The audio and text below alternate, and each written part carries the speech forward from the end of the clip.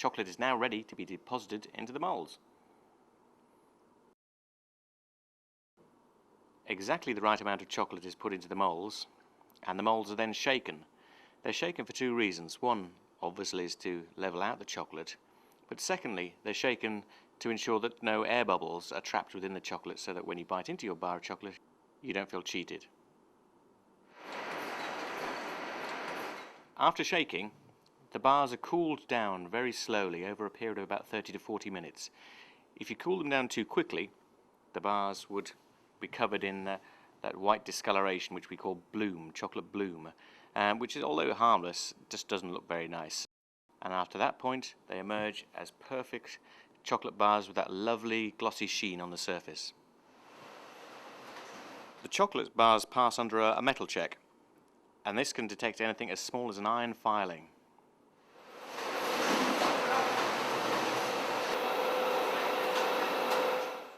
The bars move along a track and are put along one of 3 packing lines. This is to ensure that if one of the packing lines runs out, there is always at least 1 or 2 which are operating to ensure that the factory works efficiently.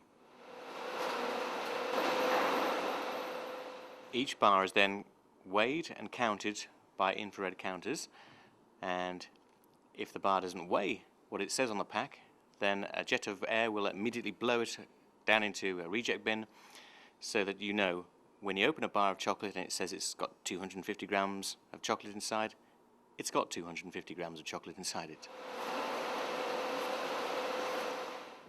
These days, Cadbury's chocolate is wrapped in what we call flow wrap, and this is a metallic thin layer of wrapping which protects the chocolate and keeps it fresh. As late as the year 2000, chocolate was being wrapped in what we called foil and band, that's silver foil with a paper band around it. These days it's cheaper, it's more efficient, and it's fresher to wrap it in flow wrap.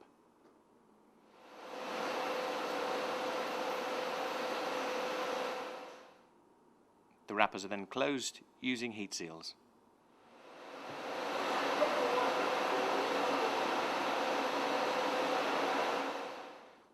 Although chocolate manufacture is fully automated, it does require staff to monitor the computers, and these days staff at Cadbury tend to be computer literate, so it isn't simply a matter of packing the bars into boxes. They will be familiar with computer equipment and will be monitoring it at all time to ensure that it works efficiently. So although computers are making the chocolate, we still do need people to make sure that the process runs efficiently.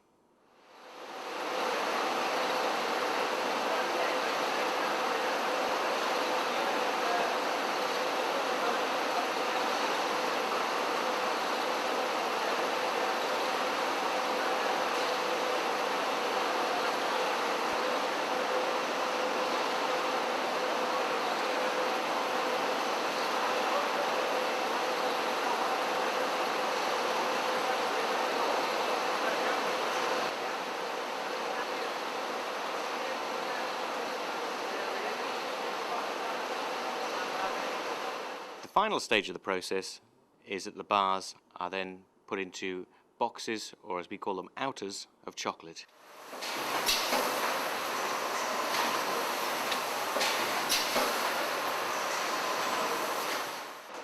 Suction pads will pick up the bar from the line and will deposit it neatly into the outer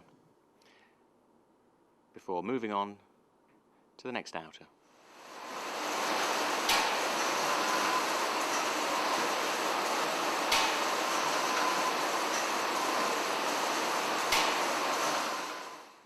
These outers are then sealed and sent off to our warehouse, where they're either distributed to supermarkets directly, or they'll go to wholesalers, where the local corner shop can go along and buy their supply of Cadbury dairy milk.